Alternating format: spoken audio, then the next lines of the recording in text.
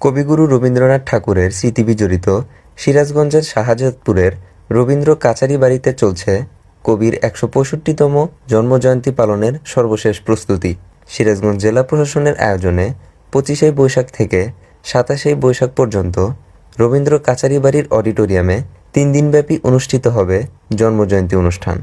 নাটোরের রানী ভবানী শাহজাদপুরের জমিদারি নিলামে উঠলে কবিগুরু রবীন্দ্রনাথ ঠাকুরের পিতা প্রিন্স দ্বারকানাথ ঠাকুর ১৮৪০ সালে ১৩ টাকা ১০ আনায় কিনে নেন। রবীন্দ্রনাথ ঠাকুর জমিদারি দেখভালের জন্য ১৮৯০ সালে প্রথম শাহজাদপুর কাচারি বাড়িতে আসেন।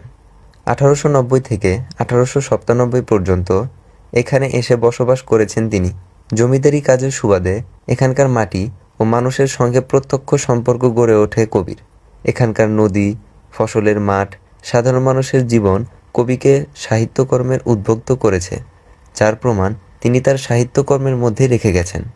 বিসর্জন, সোনার তরী, চিত্রা, চৈতালি, গোলাপগুচ্ছ, ছিন্নপত্র, পঞ্চভূতের ডায়েরিসহ বিভিন্ন কাব্যগ্রন্থ শাহজাদপুরের কাচারি বাড়িতে বসেই রচনা করেছেন তিনি।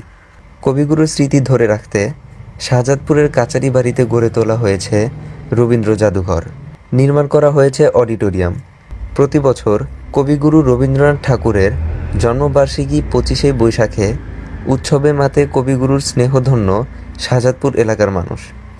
দুই হাতে কানের মুড়ে রাজিয়ে সদাই বাজে ডাইনে বায়ে দুই হাতে কানের মুড়ে রাজিয়ে সদাই বাজে।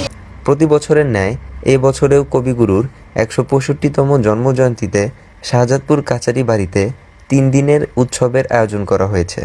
ইতিমধ্যে কাচারি বাড়ি রং করা, আলোকসজ্জা, আলপনা আঁকা এবং সকল প্রস্তুতি শেষ করেছে প্রশাসন।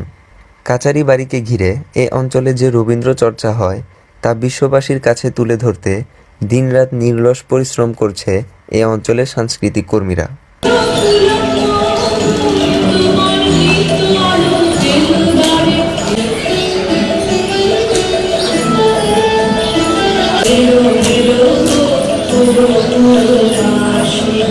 রবীন্দ্র জয়ন্তী উপলক্ষে আমাদের প্রস্তুতি অনেক ভালো এবং আমাদের অনেক ভালো লাগছে যে আমাদের একটা প্রাণের উৎসব প্রতিবারের ন্যায় এবারও ৩ দিনব্যাপী হতে যাচ্ছে। আমরা খুব আনন্দিত। আমি নৃত্য করব, আমরা প্রথমে উদ্বোধনী নৃত্য করব, তারপরে শেষ দিন আমরা একটা নৃত্যনাট্য রেখেছি চিত্রাঙ্গদা। আমাদের রবীন্দ্র জয়ন্তীর প্রস্তুতি ৬ মাস হলো শুরু হয়েছে।